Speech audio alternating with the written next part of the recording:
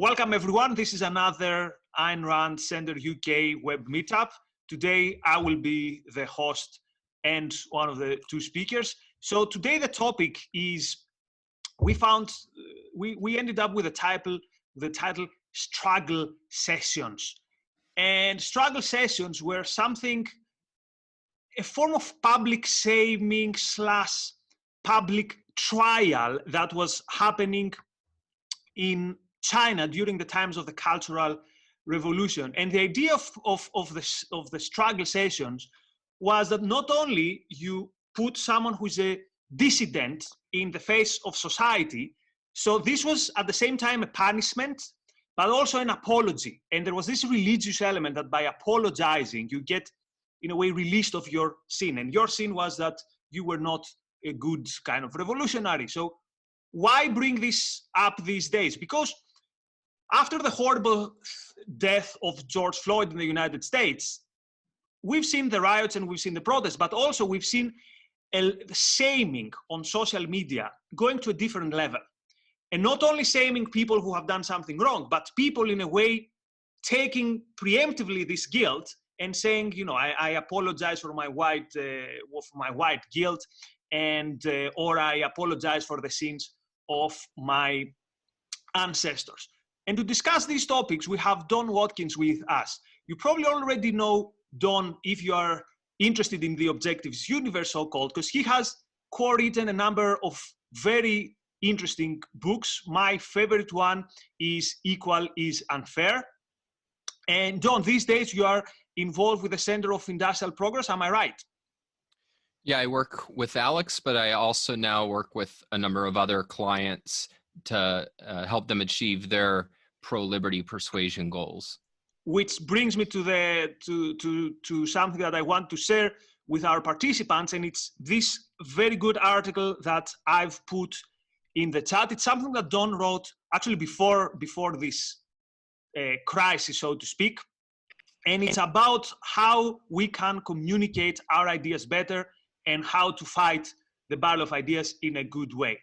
So I will start with a short introduction, then Don is going to jump in, and after we are open for Q&A. Obviously, before that, if you want, you can write a comment or a question in the chat. So first of all, someone could say, why are you having this discussion? Why is this important? And someone could say, look, someone has died here, so there's a loss of life.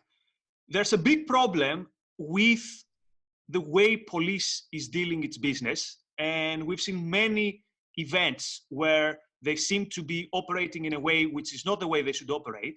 So someone would say, why do you focus on this issue? Why do you focus on how the wider public sphere is reacting to this event?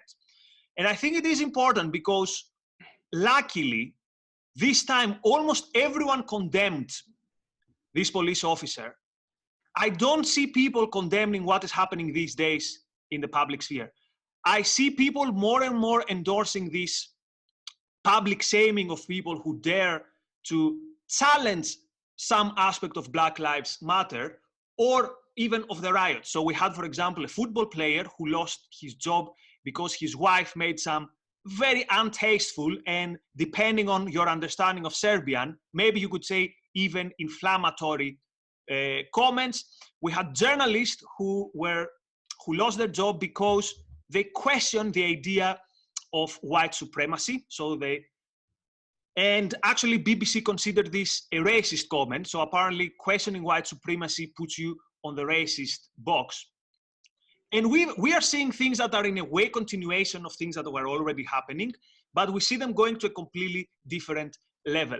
And I want to draw a conclusion with something that we've seen in the past.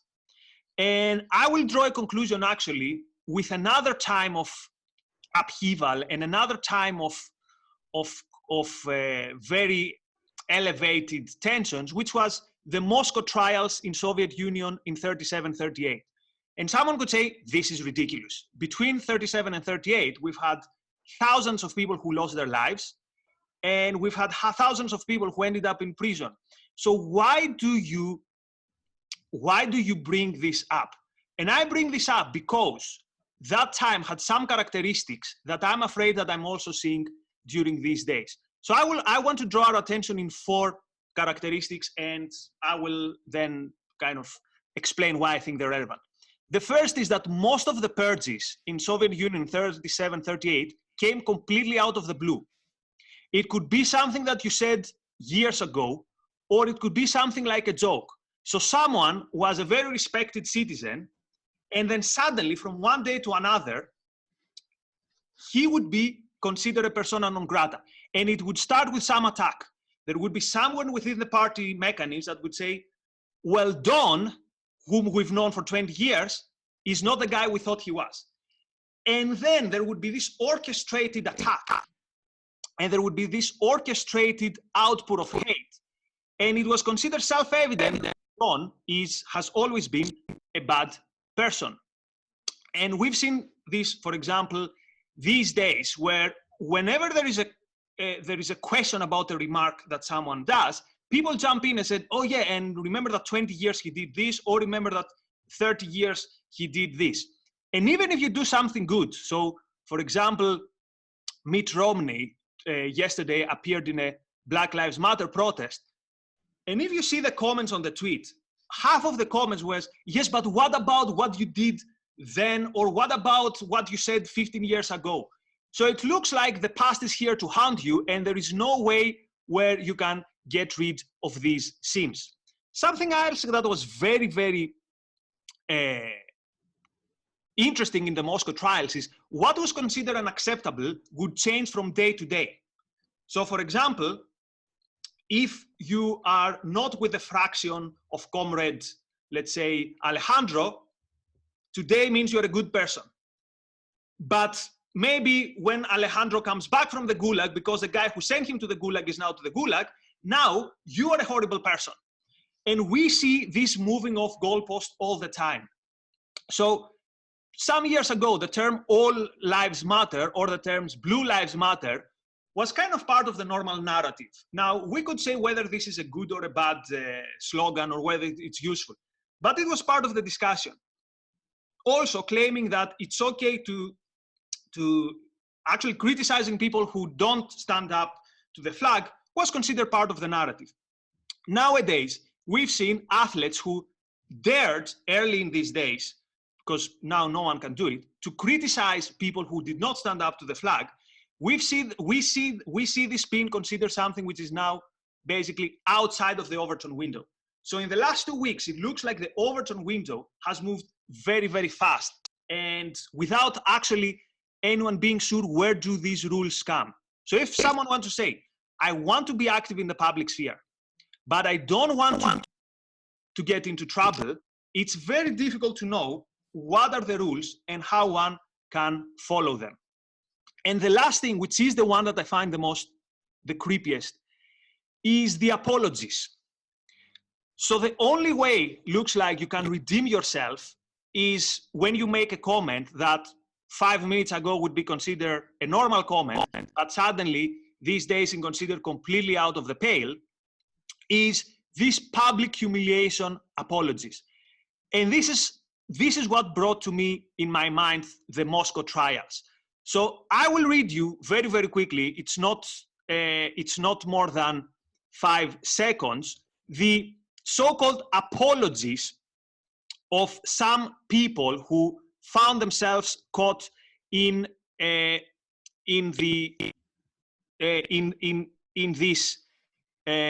this incident. So this is an athlete. I don't want to make to say who he was. So he says, I would like to apologize to my friends, teammates, the Black community, and anyone I hurt with my comments yesterday. In speaking with some of you, it breaks my heart to know the pain I have caused. In an attempt to talk about respect, unity, and solidarity centered around the American flag, I made comments that were insensitive and completely missed the mark on the issue we are facing right now as a country. And then he goes on for like 2 paragraphs attacking in a way himself and saying how insensitive he was and how wrong he was, and asking and giving explanation. So he says, for example, I didn't hear your message, or I didn't say what you were saying. Now, if you see how the Moscow trials would go, and you can find the transcripts, you can see exactly the same narrative. So the narrative was, I don't even ask for the mercy of the court. So the people who are the accused would actively be part of the trial by accusing themselves.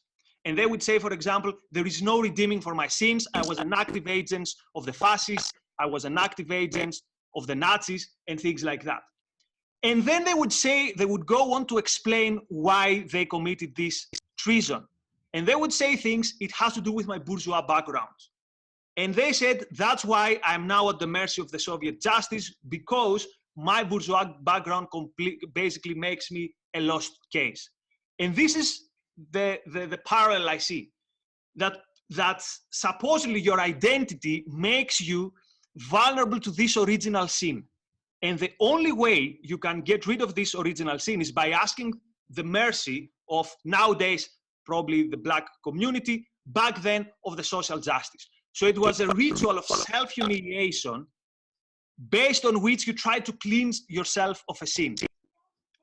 And my problem with this is that this creates a situation where basically everyone is A, guilty, and B, there can be no communication.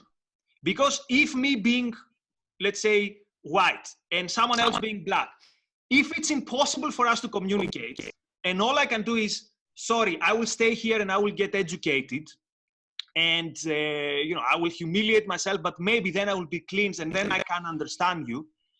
So we have this very weird dynamic that because of our identity, any communication between us is impossible. So the best we can hope is to ask for forgiveness and then have faith that somehow I can reconciliate for my dark past. So solidarity is impossible under such a narrative, because if we cannot understand together, we cannot fight injustice together. But also something else is impossible. Self-esteem is impossible. I mean, even the optics of someone taking the knee or lying down, for me, it's very difficult to understand how you can have self-esteem and apologize for something that you didn't do. How you can have self-esteem and basically going against your beliefs because of a ritual, because these apologies are a ritual. And if in Soviet Union, the excuse was that you've undergone torture and your family was basically hostages, nowadays it's very difficult for me to understand what is the point of all this. And the question now is, and that's kind of the thing I throw to the table, and probably Don is going to elaborate on this. How can you participate in this battle of ideas? How can you be part of this?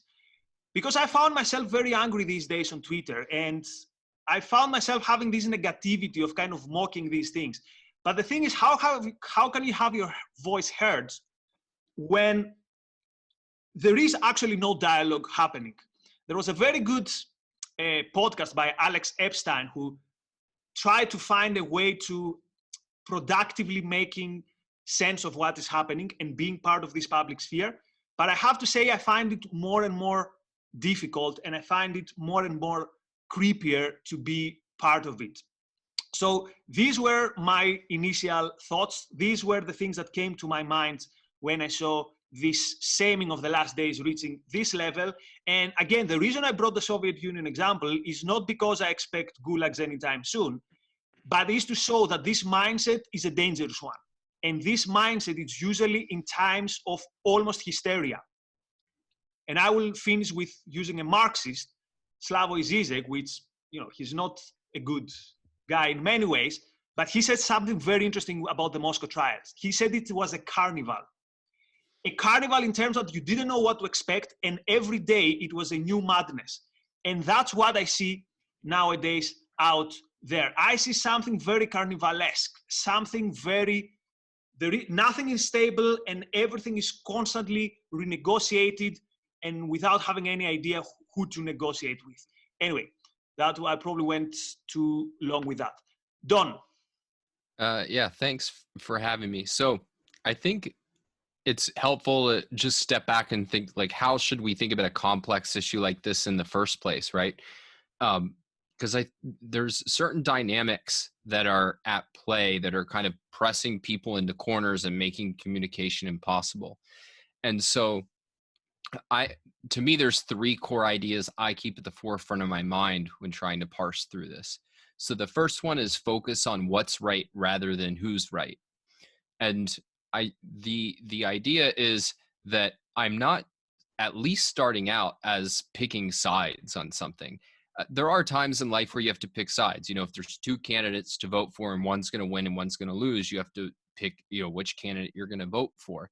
But even that presupposes that you have a view of what's right and what's wrong, and a recognition that people or movements and groups and activity can all be mixed.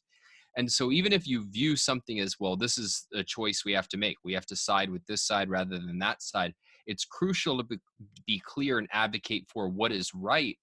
Because at minimum, part of what you want to do in choosing an imperfect side is police it, no pun intended, but you want to make it as good as possible. So people who say like, you know, the protests are a threat to peaceful society, or it's being taken over by Antifa and the Black Lives Matter organization. Even if you think that, you want to make sure your side that you're choosing is doing what's right. So in general, I don't like to pick sides, but even if you do, the primary is always focus on what's right rather than who's right. Then, and I think most people, this has not happened in our cultural debate. I mean, I think a lot of what we've seen in, you know, in the US since Trump was elected was people picking sides rather than focusing on what's right. And then whatever their side does, they find themselves defending, even if it's in contradiction what they defended or attacked the week before. So then the second one is, all three of these are related, but the second one is beware of false alternatives. So for example, what will often happen is you take something that's uncontroversial in a culture like anti-racism, and then you make the alternative where you could be anti-racism and support the protests and everything that they're demanding and everything that they're doing and the rioting, or you can be pro-racism and white supremacists. But then there's alternatives on the other side, which is that you can be opposed to rioting, and therefore you have to be opposed to anybody who wants to reform police, who thinks there's a problem. You have to be opposed to people who think that there's kind of race-based problems in policing or in America as a whole. And once you get false alternatives and a focus on who's right, you've created a debate where neither side can talk to each other, because to give ground on an issue or reach mutual understanding is to betray your side. And I should add, the way you set it up, I think in certain ways emphasizes the way that the kind of protesters or the people associated with the protests are kind of thought policing. I see it. I've gotten more attacks from like Trump and Republican supporters for daring to be sympathetic with the protesters. I'll come to my criticisms later. But like the fact that I've thought, well, I agree that there's certain points that they're raising, that I have, you know, basically been thought policed more by them than by the other side. And then finally, the last one is focus on the positive. And I don't mean like the happy smile positive. I mean, what is your goal? What are you for? And focus on what other people are for. So my first thought in watching these my first thought watching the generation or early part of the protests was a deep sympathy, even if I have some concerns about protests as such, which I'm sure we'll talk about, which is that the you know, initial incident of George Floyd's murder that gave rise to it was awful. I do think police brutality has been a long-standing problem. It's one I've been aware of, if not, you know, at the forefront of, since at least 2001, and concerned about. And so that was my first thought.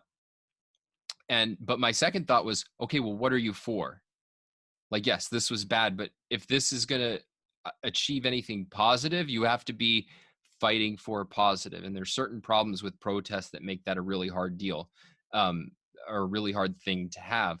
But very often the way that evil movements work is that they start with real or apparent injustices or problems in a society.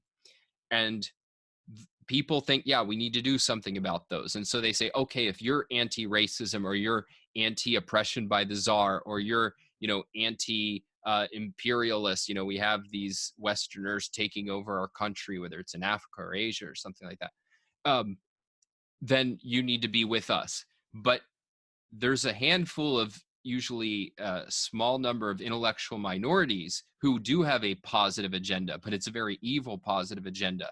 And their positive agenda is, and even calling it positive is too nice to them, because in the end, if you're talking about communists or Marxists or ultimately they're about tearing down, but they have a goal, and in the way that is much broader than what the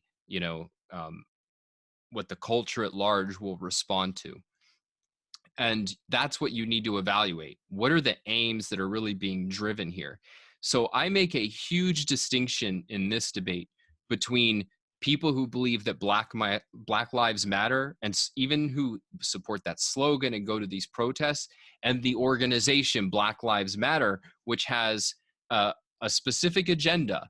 And they're part of the larger social justice landscape, and it's an anti-capitalist movement that they believe that capitalism is inherently a racist system that needs to be torn down. And so that needs to be judged as an evil, and an evil to be fought. And yet we have to distinguish, because there's, I would say, you can't quantify it, but that it doesn't imply that every protester shares that agenda or shares those same goals. So we need to be focused on the positive, and then we need to be able to distinguish between evil movements and then the supporters that they're able to gain because they mask their intentions, or because they appeal to genuine or at least apparent injustices in a society. And so that's kind of my framework for thinking about things. And again, it's that focus on what's right rather than who's right, question false alternatives, and then focus on the positive. And so part of what, when I engage in this issue, most of what I'm focused on is, okay, I believe that police brutality is a problem. The militarization of police is a problem. I believe that racism, we've made large strides, but I think it's still a problem. I think there's a problem with how we think about racism that needs to be corrected. But I don't define myself by any of those, by being against those problems. It's that I think there's two fundamental solutions. One is at a personal level, being an individualist rather than a collectivist. And part of that, what that means is that you're judging individuals not by physical or genetic characteristics. You're judging them by their choices and actions. Then at a cultural level, I think the solution is the system that protects individualism, individual rights. And so I think that ultimately many of the problems in which racism creeps in and police brutality creeps in are that we have not focused on protecting individual rights. And, just one example, but it's an important one. So much of what you would be concerned with if you're concerned with police brutality is, let's minimize unnecessary interactions with the police. And one of the major ways that you get unnecessary interactions with the police, and this particularly affects Black Americans, is the drug war. And so if you did not have crimes that punish people for things that don't violate rights, then you would have much less of these sorts of interactions. The militarization of the police was driven almost exclusively by the drug war. It wasn't like, oh, we need tanks and Uzis or whatever they use in order to run down rapists and murderers. It was that we need them to take on these drug gangs. And so that's sort of my starting framework, and I'm happy to delve into any of the other issues you want to discuss. There are already some very interesting points in the comments, but I have a question. So it's very interesting what you said, and I sympathize, that there's one thing, people who are out there, idealistically, I would say, with the common way that this term is used, and then there's the people with a bad agenda. But I see this more and more being blurred. And an example is, I was trying to find out what happened with these Serbian footballers' wives' comment, and the only thing where I could find the original comments was in Reddit. And this was a Reddit of the fans of that football team. So it wasn't a Reddit of so-called SJWs, it wasn't a Reddit of BLM activists. And the whole thread was people trying to organize on how they can let the team know so that this guy can kicked out of his job. So someone mentioned the Death of Stalin film, and they mentioned this thing with the guy who his wife was. It wasn't executed. She was exiled. I think it was Molotov's wife. And then you saw this spectacle that the footballer actually had to basically disavow his. He had to excommunicate so-called his wife. So the question is, what happens when, because of the tribalism that you explained, that you don't see others anymore as individuals, but they're either this side or that side.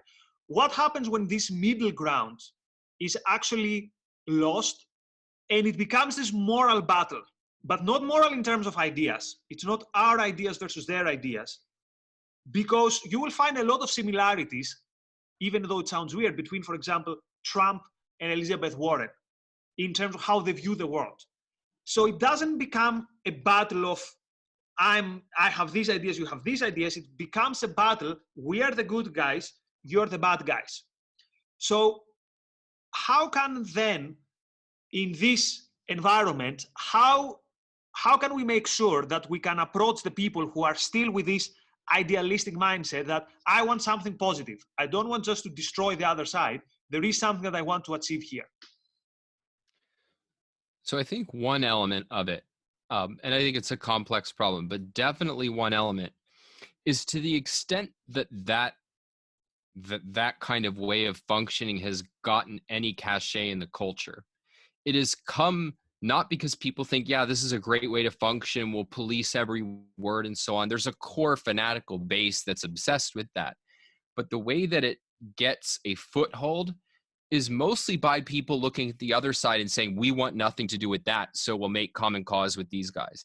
So I think a big part of what has fueled, if you want to put it colloquially, the social justice warrior side, a big part of what's gone on has been the fact that, what in America will, the American right, that's the situation I'm most familiar with, and I'm interested to hear how this has played out in Europe, was a mess for years, and it's become much worse with the rise of Trump. That good people looked at that and said, we want nothing to do with it, because there were obvious instances of real racism and of real contempt for science. And no positive agenda that anyone could tell. And then to the extent that they had ideas that I agreed with, such as at least a lip service to more pro-free market and pro-freedom ideas, they abandoned them once that they were in office and they couldn't defend them to save their lives. So you had, it was not like people were looking at somebody who conducted themselves rationally, who could make a coherent case, who was an individualist who rejected all forms of racism, and then said, yeah, we want to police every last word of what people said. Again, there's a core that did that, but they gain a mass footing and mass support because you get a rebellion against the negatives on the other side. So the best thing you can do is conduct yourself well and police those with whom you're allied, and police not in that kind of negative, like get them kicked out of work and destroy their lives way, but just by saying, no, that's not what we agree with. I posted this I think on Twitter weeks ago, or a week or so ago, but I saw a very good example of how to do this, which is at one of the first day or two of protests. This was one of the protesters was speaking out against police brutality and saw a sign that said, I think, F white police. And the person who was speaking said, no, that's not what we're about. This is not about white police. This is about bad police. This is about police who enact violence. That's not what we're about. Was very confident in rejecting this person who was making it an anti-white police thing. But also didn't say to the crowd, now boo him and shame him and scare him off. Just let him know that's not what we stand for. And so that is what you want to do, is as you as an individual, you're very clear about your views about what you think is right. And insofar as you're aligned with people, whether it's for an event or a political party or a candidate or something, by saying just very confidently and without the need to without the goal of shaming, but just with the goal of clarifying, no, if you're going to bring a Confederate flag here, that's not what we're about. That's like a racist symbol in the US. That's, would often show up in basically every corner. In fact, let me just make a point about that, because I think this will help clarify how to think about protests in general, because it's an important piece of this. And I wanted to say something about it. There's certain property rights issues that are problematic in protests, but I think there's a deeper intellectual reason why it is hard to think about and assess protests, and hard to decide whether you want to become part of them, which is that you are, by your very participation, endorsing ideas that you have no control over. So I was opposed to the lockdowns in response to COVID-19. I thought they were an abrogation of freedom that stopped us from pursuing our well-being, including both our health and our wealth, in an unjust and destructive way. And in the United States, there were protests in various cities, including around where I live, with regard to these lockdowns. And I supported the goal of ending the lockdowns. I did not participate. And the reason I didn't participate is that many of these people were coming there holding Trump signs, holding, anti-Democrat signs, bringing Confederate flags. And I was not going to be a party to promoting ideas that I disagree with, or having my views be defined by people I can't control. And so you have to take very seriously, if you're going to take part in a protest, that is a dynamic that's going on. The best for a protest, not the best protests in regards to minimizing that problem, have to have a very clear positive goal. What are we protesting for? And it can't be anti-racism.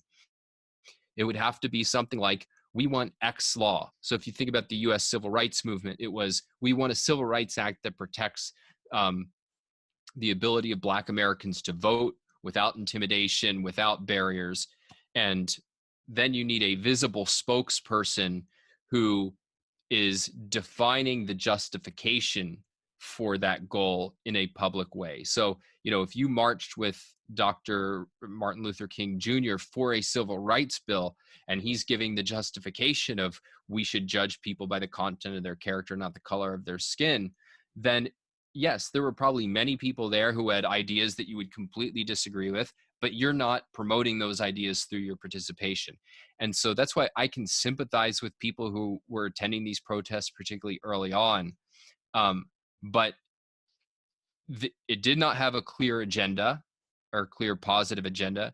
And to the extent there were spokespeople, there were not clear spokespeople, but to the extent that you could say the Black Lives Matter people were spokespeople, they're promoting very evil ideas, in my view. And so you can't just say, well, that's not why I'm there.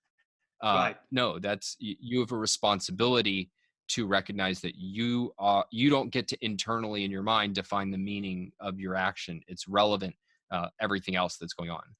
Makes sense. It's a very interesting framework to think about evaluating protest. So I'll go to the questions. If you have a question, please raise your hand. There are some questions in the chat already, so I'll start with these unless I see someone raising their hand. So William says, I felt the idea of past guilt today. Wanted to praise Priti Patel, she's a minister in the UK, but I felt a bit bad as an Irishman, given what she previously said about, quote, starving the Irish to get a better Brexit deal. Also, please discuss the Kafka traps that everyone is using in arguments about race and the original sin of whiteness. William, do you want to go live and elaborate a bit more what you mean on the Kafka traps in terms of arguments about race and the original sin of whiteness? So, that was me regarding the Priti Patel issue, that was me owning up to that feeling of that you described of past guilt preventing you from praising someone in a new instance. So I felt that today, which was strange. Regarding the Kafka traps, I see them all the time. It's kind of an unavoidable trap in that you're accused of something, for example, racism, sexism, or homophobia, and to deny your guilt is further proof of your guilt. So you end up having an unavoidable carousel of guilt being thrown your way, and the only way to avoid it is to accept the guilt and move on to the punishment. It's unavoidable. It's not even if something you've done yourself. It could be a group that you're attached to. So I'm seeing that almost everywhere, and people almost trying to convince themselves. I had a bit of an argument with my friend today who he was trying to convince me that he was racist. And I kept saying to him, you're one of you aren't. Please don't say this. What are you doing? Like, this is a mania. So it causes a real virus in the mind where people are accepting guilt where there is none. And if you don't draw the distinction between someone like my friend who is not racist at all and a real racist, it all gets gray, and that's no good to anybody. And you can't solve any social issues if that's the case. Yeah, that's a very good point. And again, this is something that you would see in totalitarian cultures. You would see, for example, that it was unthinkable that a defender would defend himself, because defending himself would mean he would put himself over the goal. So, for example, the purges, again, I'll go to the Moscow trials, the purges had a very political character. And it was sometimes the underlying understanding was, look, as a party member, now your mission is to bear this weight of guilt. So to be a good party member, you have to play the role in the trial. And again, this is what you said today. A lot of people are saying, look, yes, you might not have done something, but because you're a white person, if you question this privilege, then you're part of the problem. And again, this is something that happens also with the extreme right. For example, if you point to them, but let's say this particular Jewish person, what have they done? They will say, oh, no, we understand this. This particular Jewish person hasn't done something. But and they will give some BS about why the fact that that particular Jewish person hasn't done something doesn't relieve all Jews from that. So, Don, have you got a comment on this issue of the unfalsifiability, so to speak, of the tribalist thinking? Because for the tribalist, you are guilty no matter what, because you're guilty because of who you are, not because of what you do or because of what you think. So have you got a comment on that point that William made? Yeah, absolutely. You've lost I think he's right. You lost the argument once you're debating that issue. Like if somebody calls you a racist from this perspective, like it's not just that they're confused or something, but they literally, concocted something that's a catch-22 that they're not open to debate, and you are conceding the issue even by debating it. And so there's only one answer, and this is the philosophically correct answer if somebody does that, which is it's fuck you. Period. And I'm completely serious about that. It's a confident no. And it's why you can't win a discussion with an anti-Semite conspiracy theorist, because it's not about the facts. And actually, that's something also that is related to what William said. You give to an anti-Semite actual proof why his theory of anti-Semitism is not correct. So, for example, you say, you know what, turns out that, let's say, Israel was not behind this. And for them, this is a proof how deep the conspiracy is, that Israel didn't make it appear as if they're behind it. So I agree with you. It's by entering the discussion, you are basically actually saying that you are part of this. So I have two people who are co-hosts and they can't raise their hand, but I'll get to you right now. So Amin, unmute yourself. And Alejandro, since my internet is working, I won't have you co-host anymore, so that you can raise your hand if you want. So I'm really interested in sort of see the value in the way Don is framing the issue of how to think about these things. So I really liked how he said focusing on what you're for and not who you're for or who you're against. So I kind of want to ask both of you a question to sort of maybe also frame how we should look at this situation. In my opinion, I think people in the so my friends and I would say like mostly in the objectivist movement are maybe seeing two, they will mention things like, the ominous parallels, saying that this is, the end of civilization, and not to criticize you too much, Nikos, but, making parallels with, the purges in the Soviet Union. I think that we need to be careful about making these kind of parallels, because when you read history, you see that, even though I think it is legitimate to see some parallels, and obviously what Nikos said I think is correct, that there are some parallels, but I think we're very far away from those situations, and I don't see even though I do think that the situation is quite bad. No one likes to see rioting and looting and violence on the streets. I think we're very far away as a culture and as a society from that kind of situation. So I think when I see mass support for what looks like mass support for the Black Lives Matter movement, and I know that a lot of us disagree with their specific agenda, it's most people, if you talk to them, they have a very nebulous idea of what the Black Lives Matter movement is for. They don't know that it's explicitly anti-capitalist, for example. So they just sort of, we agree that we're against racism, so we're supporting this movement. So I kind of want to ask both you guys, do you see this really as a as a sign that a civil war is coming, or that that society is really deteriorating? Because I kind of think that even though this has been, there's lots of things to criticize about what's happening right now, I think that the average person is going to take away not too many bad things from it. They're not going to support the rioting. They're not going to think that's the way to go. They're just going to think there's a lot of racism. Maybe they're exaggerating things, but they're going to come away thinking we need to fight racism, which in the long term is not going to be particularly detrimental to the society, obviously. I would say this.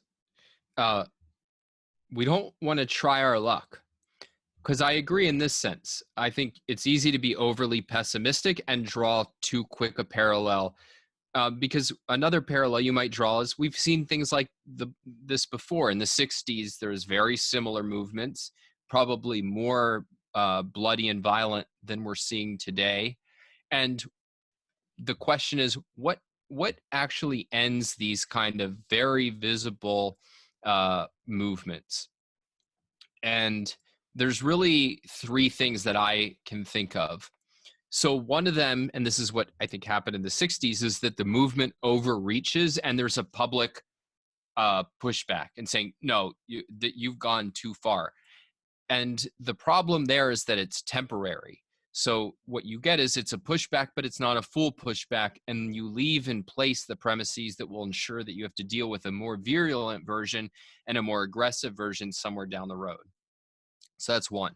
Two is a violent crackdown. And that's just, I mean, I don't think I need to elaborate on why that is awful and we don't want that to happen. And then finally is a confident opposition with real intellectual leadership, and a clarifying opposition that is one that can explain an alternative approach. And that is very rare. I can't actually think of a real world example. I think there must have been, there had to have been, but that's what you have to aim for.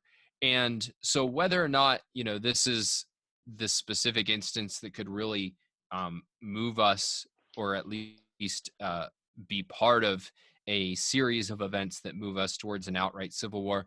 I don't know. I'm generally a pretty optimistic person, and I certainly don't like arguments that focus on, that we're headed for that sort of thing. But don't try your luck, because I don't think that there's a strong, I think our institutions are stronger than we sometimes think, but I also think that strength has a very rotted core. And put it this way, eventually, if you don't have fundamental change, one of these types of events will be the end, and you won't be able to predict in the middle that that's what you're going through until it's too late. So focus on the best kind of opposition you can have, which is a confident, clarifying opposition with intellectual leadership. And it's less important trying to predict what will happen in any given instance. Right. Yeah. Fascinating question and fascinating point. I will, first of all, I don't give even 1% that there will be civil war. To have a civil war, you need to have two sides. You need to have tactical elements of a civil war. Nothing of these. I mean, the tactical elements, nothing is there. So I don't think it's going. I don't think even there's a discussion on that. I want to slightly disagree with Don on the 68 parallels. In 1968, you had almost the whole of what we'd call the elites, or to use the terminology, Marxian terminology, the bourgeois side was almost as a bloc opposed, for example, to, I don't know, the Red Brigades, although I don't draw conclusions between the Red Brigades and Black Lives Matter. But all the, let's say, the offspins of the 68 that became political, usually you'd see the elites being as a bloc against them. May 1968, you had 29th of May 1968, 1 million supporters of Charles de Gaulle marching in Paris. De Gaulle had flown away with an airplane, and then basically he came back when he realized that, no, I still have a hold on the country. And you had intellectuals giving passionate speeches condemning the crowd. So there was defense there. I would never expect in the 60s or the 70s or the 80s that the New York Times would have an article like the one we saw 2 days ago, with someone actively and with very clear words calling people to excommunicate their family if their family does not support BLM or does not fund it. So you had at least an elite that had some form of authority, and some, not some form. They at least aspired to authority. They sensed there are some values here that are at stake, and there are these people who seem to attack them, at least on the level of let's say, image. Now, Ayn Rand could see through it, and she could say, no, these elites actually stand for nothing. But at least you had the appearance of some elite that says, you guys want to topple us, and at least we'll pretend that we defend. Nowadays, you don't even see this defense. I agree with Eamon. I hate people who say, oh, it's the 1930s again. So the reason I brought up the trials is not that, again, I see trials happening, but I want to say that what we see now is not okay. And what we see now is something which is really, really a mindset which is dangerous. I don't want to go all Jordan Peterson, but there is something there. There is something that quite often totalitarianism is in one's mind, so to speak. That's not what makes it a political force, so I'm not that worried about that. But I made the point because I want to say that what's happened is clearly not okay. We have two raised hands. Let me go to Tom's point, because he put this on the chat some time ago. So he says, Douglas Murray has framed this well. A non-white person is told they must understand others, but that only a person of the same ethnicity can understand their suffering. So that's a very good point. It's again this contradiction. Understand me and listen to me, but you can't hear me and you can't understand me. And also notice something. Someone put on Twitter the other day, that's the effect of so-called intersectionality. Intersectionality, the social theory of intersectionality, supposedly means that you understand the struggles of others. I claim that identity politics makes sure that you don't understand the struggle of others. Where are the links, for example, between Black Lives Matter and the yellow vests last year in France? It's as if all this police violence in France, again, whether we agree or not, it's as if it never happened. Where are the links between BLM and the Hong Kong protests? So intersectionality actually puts you in a box and is telling you that don't see outside of this box. So it has the opposite effect from creating solidarity. Very good point, Tom. And actually, let me say something let's about go that. to Don, and then I'll go to Tom live. Yes. Because I think this is a very important issue, and this is the deeper reasons why this movement does bother, scare me in many ways.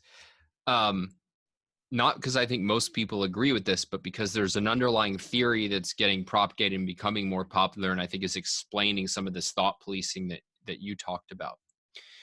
The Enlightenment view of man, which I agree with, and I think Ayn Rand agreed with, is that we are rational animals, right? Like that's Aristotle's definition.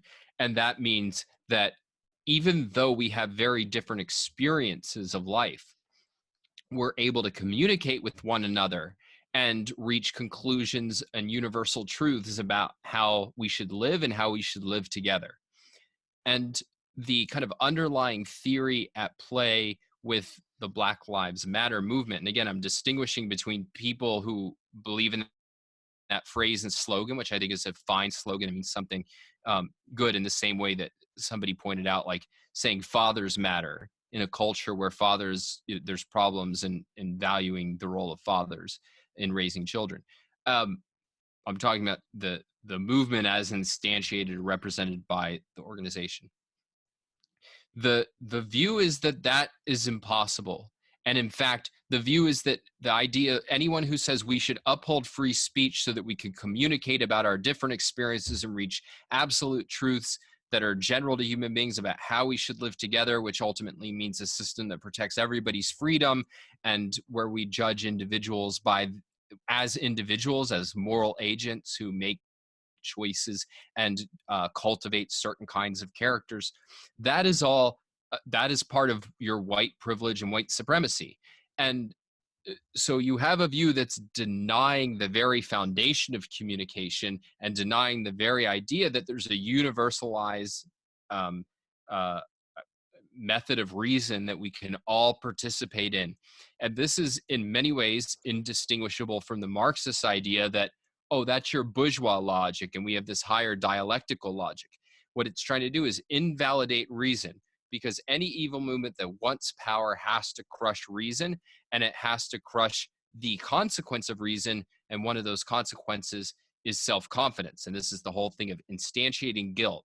If you instantiate doubt and you instantiate guilt, you can have power and you can rule. And this is what we're dealing with when you have evil ideologies that want power. Is they're trying to smash reason, they're trying to smash confidence through the instantiation of guilt, through and unfortunately we're seeing there's a lot of guilt and people willing to accept unearned guilt.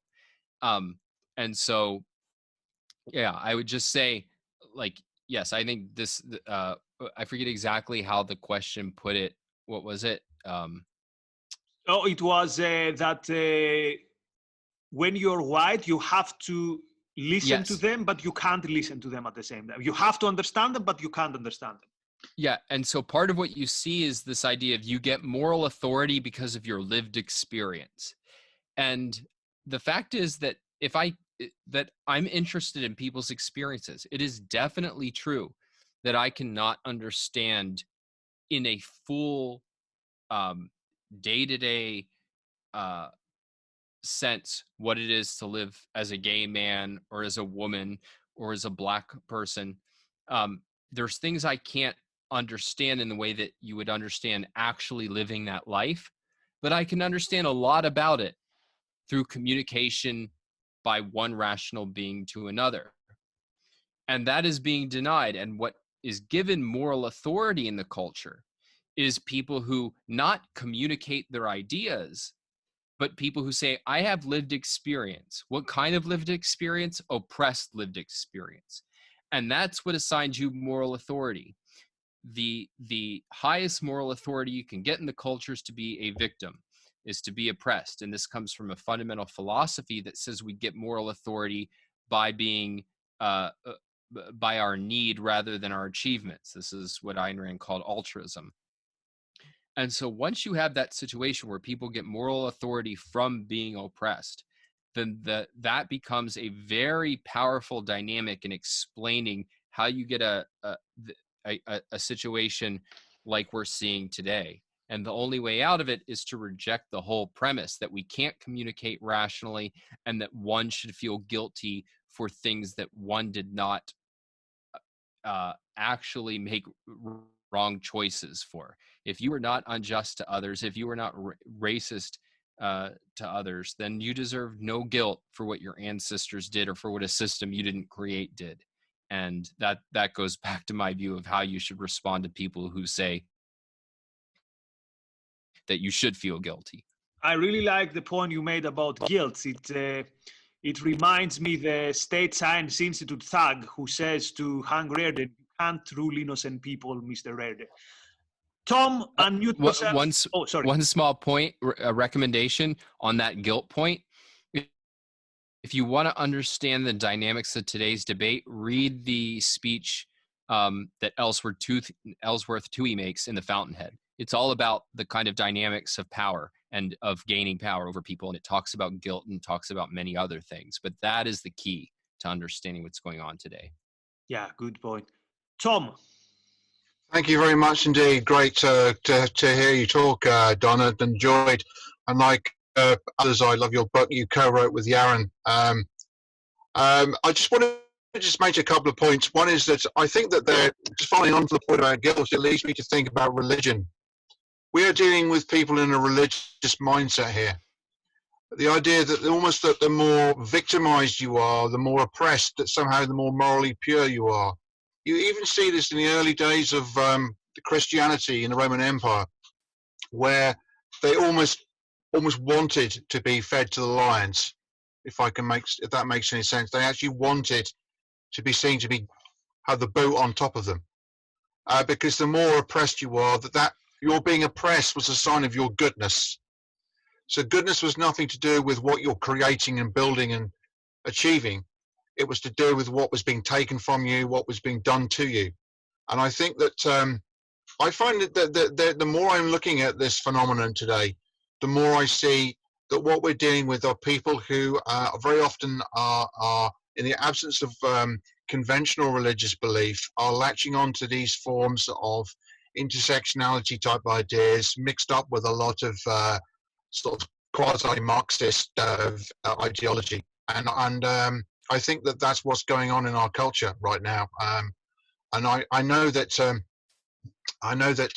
it's interesting that you mentioned on the Ellsworth Toohey speech, because I'm also reminded of that. I think I'm paraphrasing that speech where he asked people, well, he throws a rhetorical question to our second-hander architect friend, which is, don't ask yourself whether this belief, what I'm telling you, is true. Just ask yourself, what does it accomplish?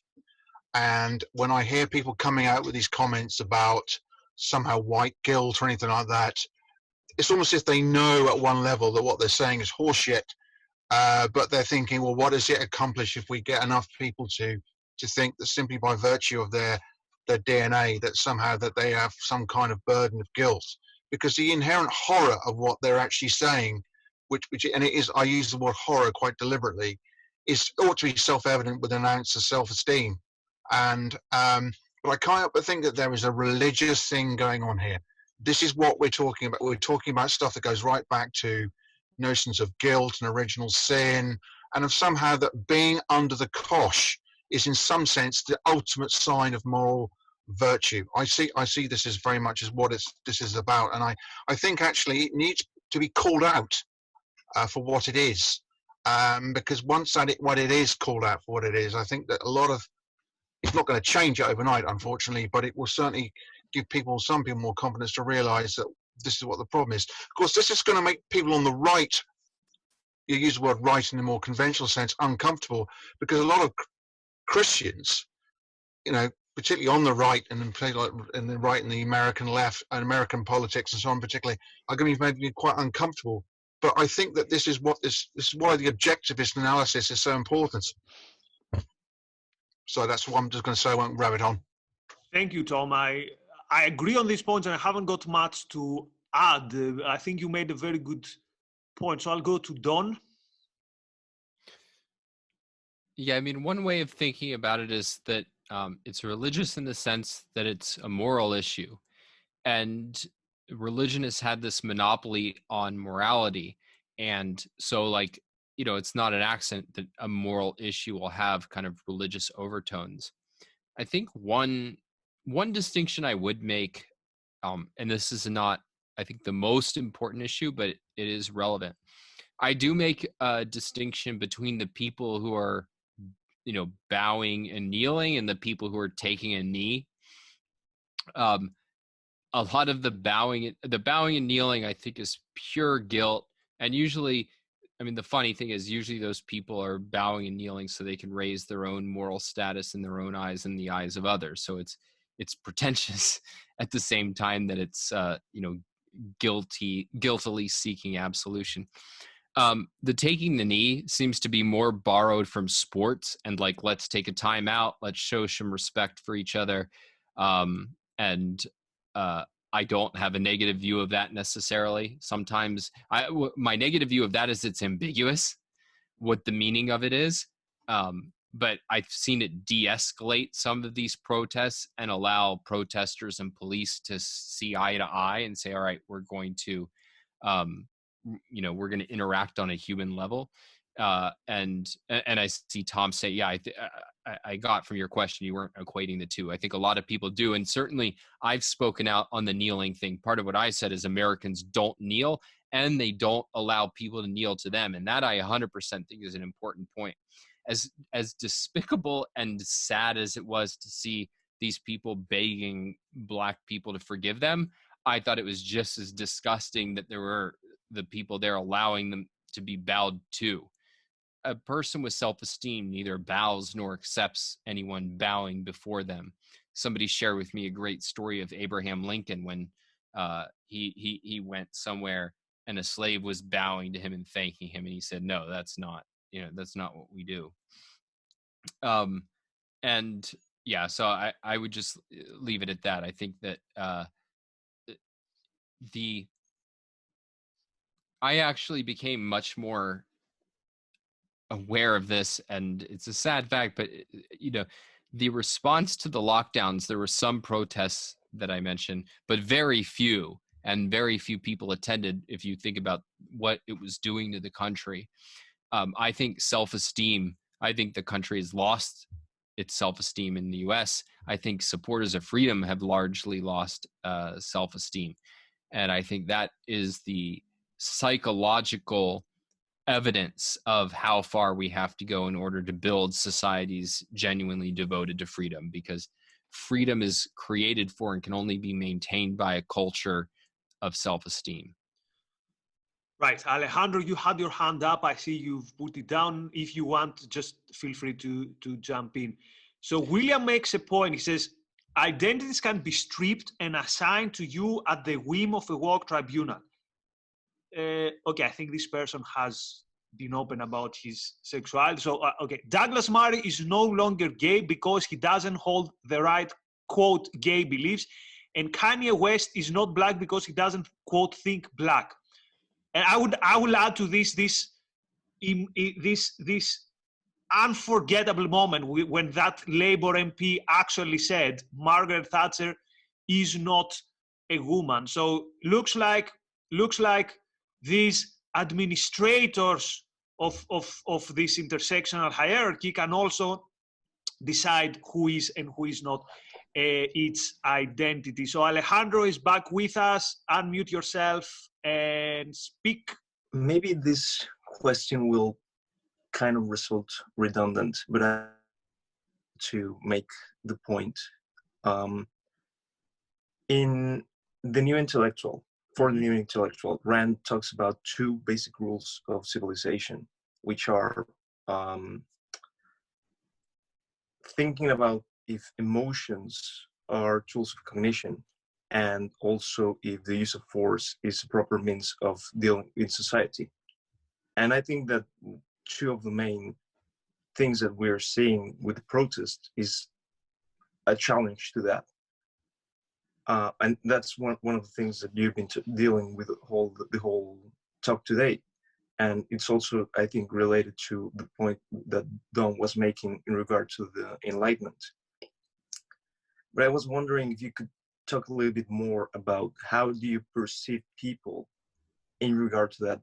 Are people open to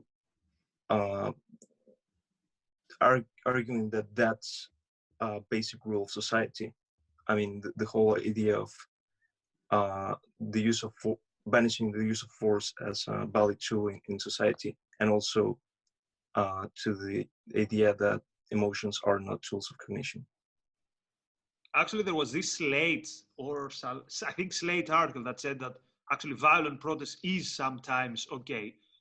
And I think within context, that is acceptable. So against a dictatorship, for example, or if it has reached the point where you cannot fight an illegitimate regime, no question about that. But and this Alejandro point is also in a way related, at least in my mind, with Angela's point, which she's basically asking, what is the end point here? What do these people try to achieve? And this is something that I don't have in mind. That's why I don't like people who say, oh, you know, these are communists. No, if you know anything about the communist movement, there was a communist party with a very clear program, a very clear plan how to get power, and that was it. You like it or leave it, that was it. It's very unclear to me. Is this an emotionalist outburst? Maybe driven by very good reasons. Or has this got an end game? Anyway, I don't want to hijack Alejandro's question with my question, but Don, what do you think about these things? In the end, you know, it's not as if there's any alternative. Like, you advocate good ideas and that's what you have to go on. But you have to remember a fundamental truth, which is that, like, human beings are human beings. And that means they experience on a day-to-day level the fact that knowledge is a value and that lack of knowledge and ignorance is a disvalue. That is, you're governing yourself in the world, and your ignorance you experience as a negative. And that doesn't give you knowledge. It doesn't force you to want to acquire knowledge, but that you have, in that sense, reality on your side, that people experience the lack of clarity as a negative. And if you can give them clarity and give them better ideas, then insofar as they activate their minds and try to acquire that, they experience that as a positive. And so in that sense, you have an upper hand. And again, it doesn't force anybody to desire knowledge, doesn't make it automatic that when they hear it, they embrace what you say. But it's the point that it's experienced in a positive way to the extent that you can provide clarity to people and they seek it. What was the last thing you said, Nikos? It was what's the end game? What's the goal?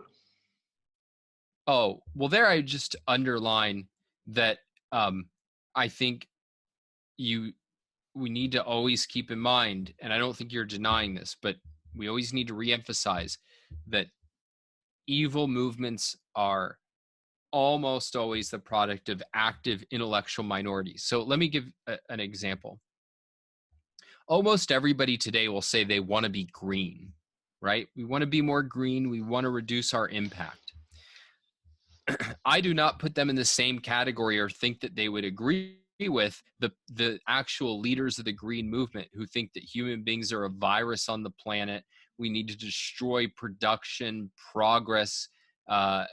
Technology it's bad. It's a blight on the world. But what happens is that people don't see the conflict between their desire to flourish and this idea that we should minimize our impact on the planet. And one of the reasons they don't see it is because the people who are propagating an evil ideology try to blend those two and create a package deal. So what they say is, look, if you're anti-pollution, then yes, you want the world to be more green. And people who want to flourish don't want pollution, because all else being equal, it's not good for your life if you're breathing in dangerous smoke or drinking disgusting, dangerous water. And so what is often going on is that a small movement is able to tie its ideology to a more narrow, circumscribed injustice or evil. And that's why it's a mistake to think that, well, because I hate what those people are for, I hate what that core movement is about, I'm in effect going to just alienate everybody who's sympathetic with it. That is, you're digging your own grave, because most of those people are sympathetic because they are trying to, because they don't see the conflict between this movement and their values. And so what you want to do instead is appeal to their genuine values and show that it's at conflict with this ideology. So when I work with people in the energy space, one of the things that we teach at the Center for Industrial Progress is we teach this idea of, you can establish a framework that most people regard as common sense, but which isn't common practice, which is, would you agree that our goal is human flourishing? We want people to live the best lives possible. And most people will agree with that. And not just they'll say the words that they'll agree with it, but then as you frame issues about saying, well, look, we need to impact the planet. We need to develop energy. We need to develop water sanitation plants. We need to create energy sources that aren't people burning coal in their kitchen, but instead move it to a very centralized location that is a coal plant and move the air, pollution away from us.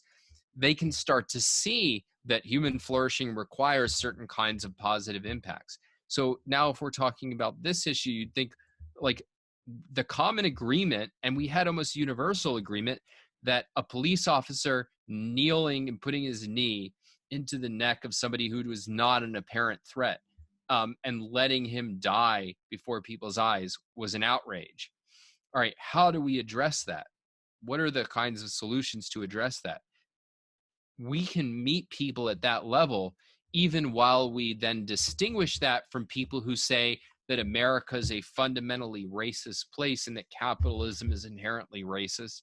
Like, we can appeal to our common area of agreement and not let the ideologues who want to use this and tie it to their ideology to own this issue. They should not be able to own the death of George Floyd.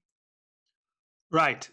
Okay, there's so many comments and questions in the chat, and I promise, Don, that we don't go way beyond 1 hour and a half minutes. So I'll go quickly through them. Can we do the white privilege one? Because I wanted to say something about Let's go to that one. So Jennifer, I'll also go to your question about how a movement basically ends.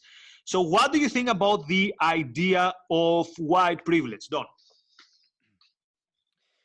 So first of all, the idea, it's usually vaguely defined, but it's certain. The idea is that as a white person, you benefit from racism even if you are not racist. So like, you benefit from the fact that like you're not followed around in a store suspiciously, you're not pulled over for driving at 10 o'clock at night.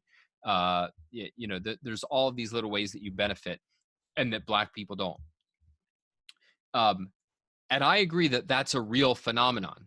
And it's important to take seriously that those are real phenomenon, that there are things in which that to be a white person in America and maybe some other countries, you are treated in a way that's different from the way that Black people are treated.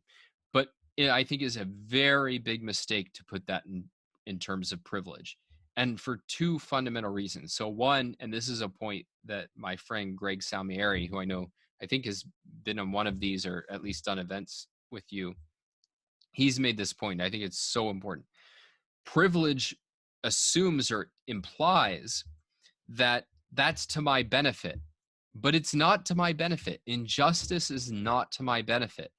I benefit from a country where every rational being is able to make the most of their lives and is treated fairly. I benefit from living in a just society.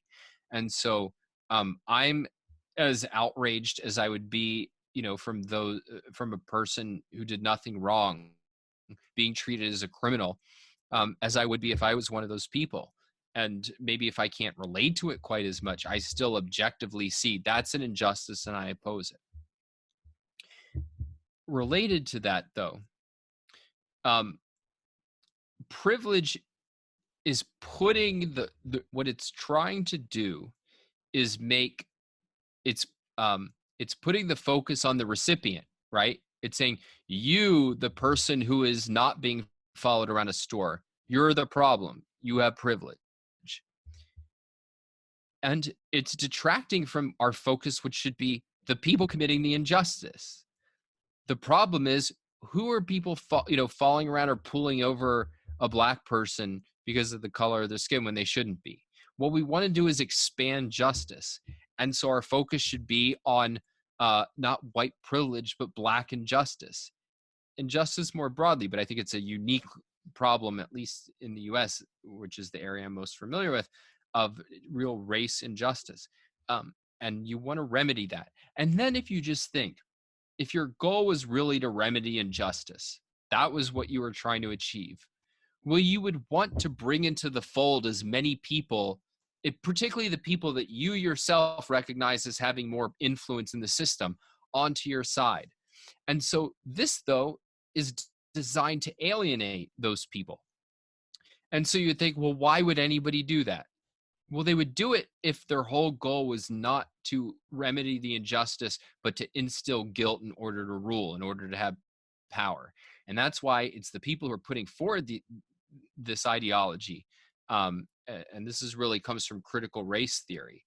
It is not an ideology aimed at remedying injustice. It is an ideology of changing who benefits from injustice. And I think it's monstrously evil. Not only I haven't got anything to add, but I'm already telling you we're gonna crop this and this becomes a short video. That was a very good point. So 2 more points. Jen asked also made also a second very interesting point. So I'll go to the second, but first let's go to Stathis. Is there systemic racism in the UK? What is the evidence? And if capitalism is the solution, how can we move towards that direction? This is very interesting because apparently the numbers we got from COVID faculty supposedly was a proof of that, which shows how thin the evidence is. Because if you have to make the case that because more people of specific minorities died of COVID, this is a proof of systemic racism, I think this shows how difficult it is and how much evidence we are lacking. And if capitalism is the solution, how can we move towards that direction? Well, to be honest, if I had an answer to that wouldn't take 3 hours, I would be very happy with myself. But I think specifically in the UK, that's why I find weird these protests in the UK that take down statues and stuff. I think it's very different case from the US in terms of the baggage, in terms of the history. Of course, there's this horrible history here of slave trade, but I don't think the two countries are comparable. John, have you got any comment on this claim that the UK is also systemically racist?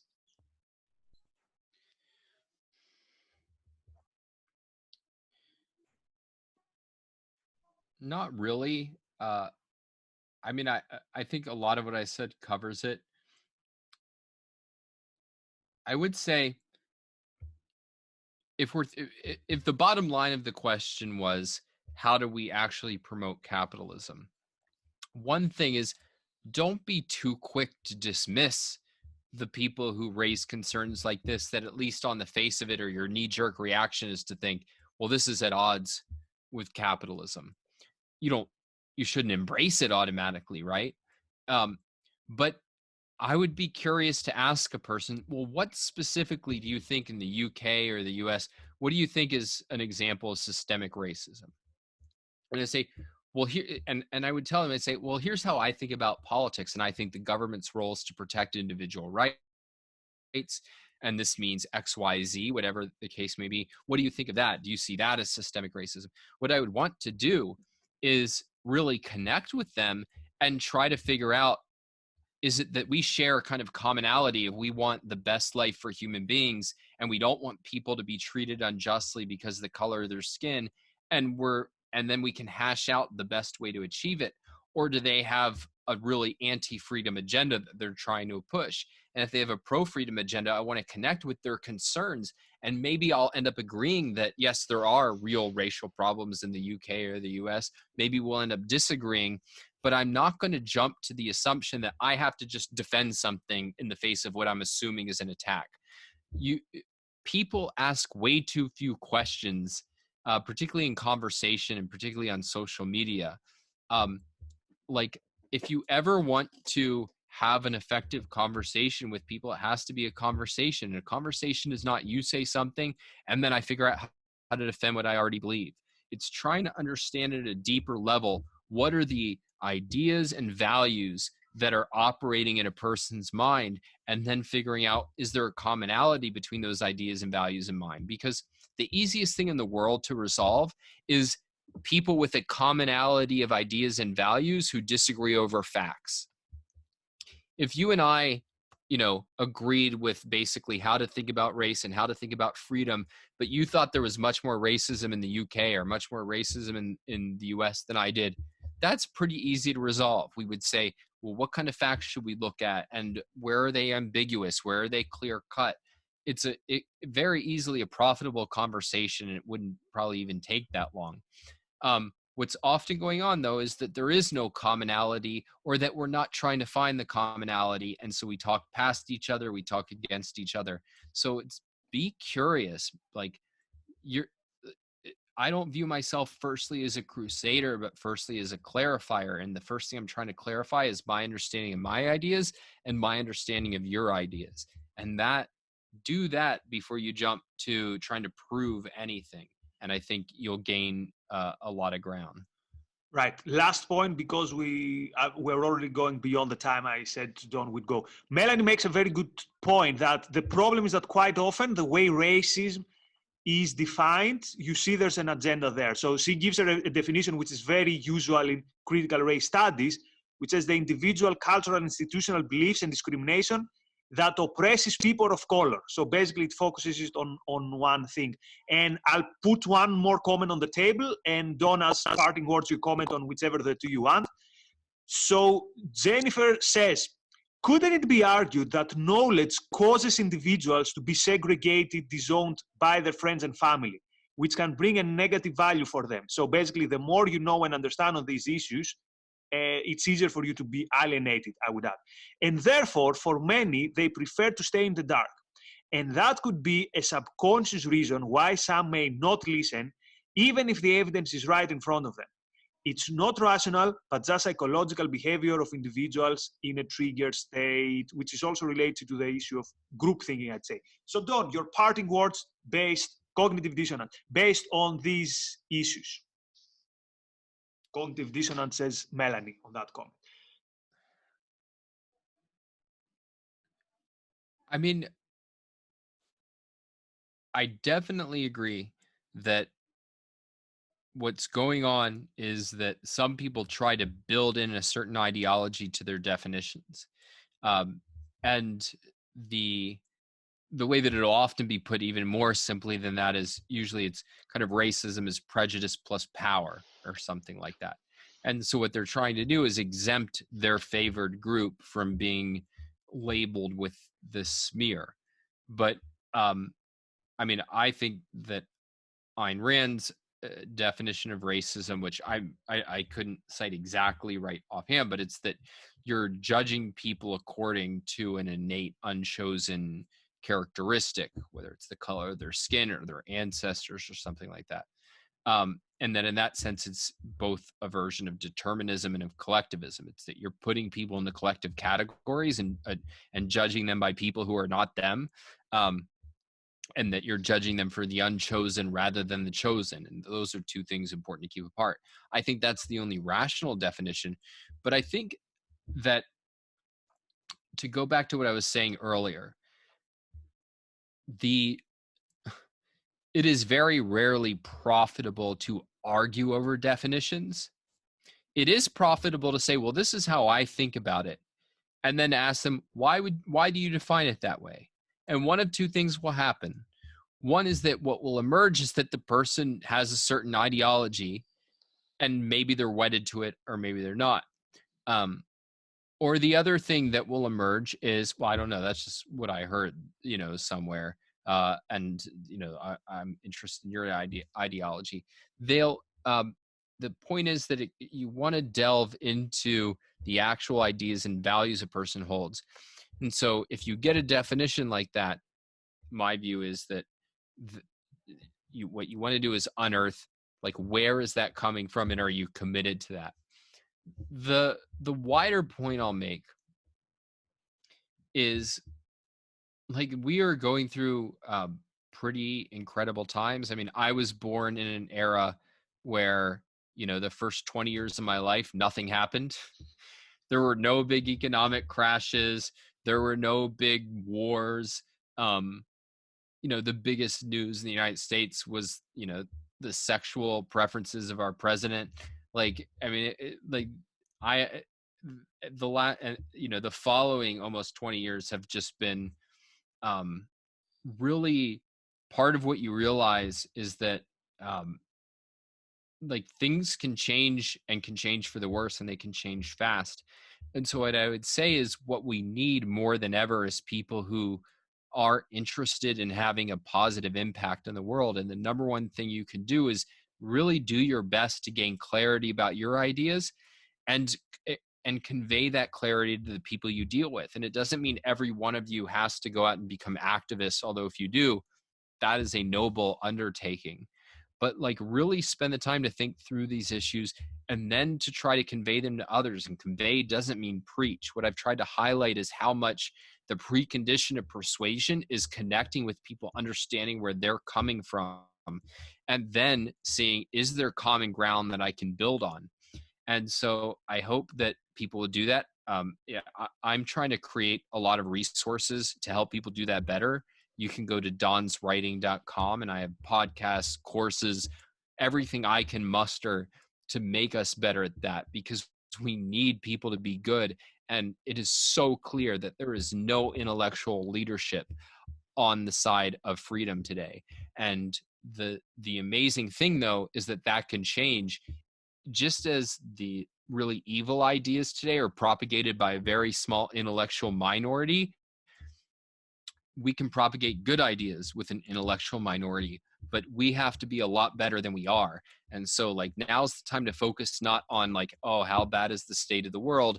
Now's the time to focus on, how can I be better? How can I be clearer on what I think, and help people grasp what I think, and understand the concerns that lead them to disagree with me, or think that they disagree with me. So, like, I wish you good luck in that journey. And I really appreciate having the opportunity to come on and talk to you about these issues, because I think they're so important that we think about and talk about. And I think this has been a productive discussion in that front. And let me tell you, Don, first of all, thank you very much. And if you want to put your website in the chat, that would be very useful for everyone, because Google sends me to your LinkedIn page. Since we had a title from the Cultural Revolution, I'll make my Maoist self-criticism, and taking into account what Don says, I can see myself in the last days being mostly angry on social media.